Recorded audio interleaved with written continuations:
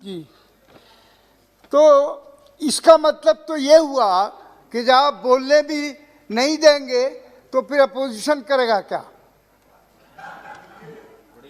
भाई हकीकत ये है कि देश आज़ाद है हमारा, तो इसमें सबको बोलने की कहने की आज़ादी होनी चाहिए, लेकिन इस वक्त छोटा हो या बड़ा हो अपने दिल की बात वो नहीं कह सकता। इतनी पाबंदियां आपने लागू कर रखी हैं। तो दूसरे ये है कि आज मसला किसान का है। हमारी पार्टी समाजवादी भी और हमारे सारे साथी हम किसानों के साथ हैं और किसानों की हमदर्दी में बहरहाल ये मुल्क जूझ रहा है। तो मैं कहना चाहता हूं कि किसान भी हमारे भाई हैं, इसी मुल्क के रहने वाले हैं, हम भी इसी मुल्क के रहने वाले हैं, आप भी इसी मुल्क के रहने वाले हैं। हम मुल्क के वफादार हैं, गद्दार नहीं हैं। हम वतन के लिए अपनी जान दे सकते हैं, लेकिन हम इससे गद्दारी नहीं कर सकते। जी हाँ, हमने जब आज़ादी का वक्त आया था, अंग्रेज़ों से लड़ने का वक्त आया था, हमने कौन सी कुर्बानी न दी थी?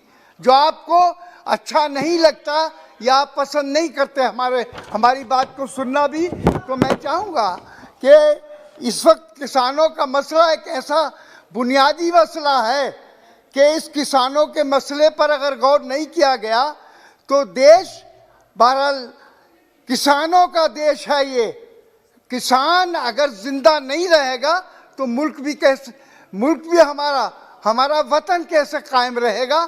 तो हमें अपने किसानों को उनको भाई समझकर और ये समझकर कि वो आज जिस तरह इस जाड़े में अंदर पड़े हुए हैं, उनके लिए कांटे बिछाए जा रहे हैं, बजाय इसके कि आप जाकर प्रधानमंत्री जाकर या हमारे और मिनिस्टर जाकर उनसे बात करते, उनकी बात सुनते।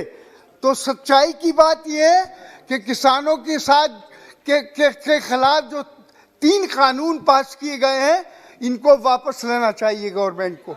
जब भी देश के अंदर अमन व अमान भी हो सकता है, और अगर ये ऐसा नहीं किया जा सकता तो देखिए अंग्रेज़ों के दौर में सन 1906 में जब अंग्रेज़ों का दौर था, तब भी 3 कानून अंग्रेज़ों ने भी बना दिए थे और उसके खिलाफ सरदार भगत सिंह के भाई सरदार अजीत सिंह जी ने एक तहरीक चलाई थी और किसानों के सिलसिले में चलाई थी। अंग्रेज़ों को वो कानून वापस लेना पड़ा था।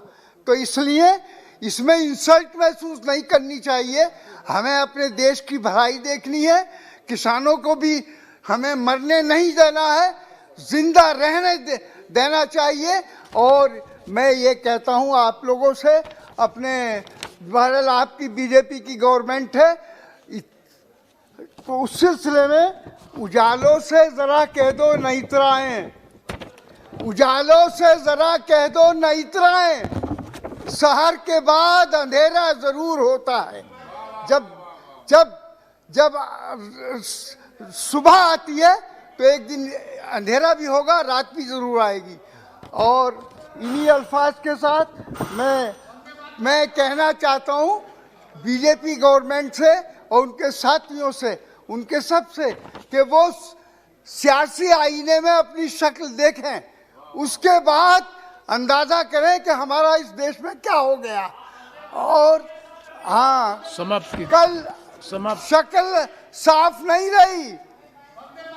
जो आपके हौसले थे, जो इरादे थे, जो आपने कानून बनाए थे, जो उन पर सब पर पानी फिर गया। तो कल एक बूंद को तरसेगा मैं खाना, मेरी बात सुन लीजिए आप, कल एक बूंद को तरसेगा मैं खाना, जो अहले ज़र्फ के हाथों में पैमाने नहीं आए। धन्यवाद श्री VP चौधरी जी।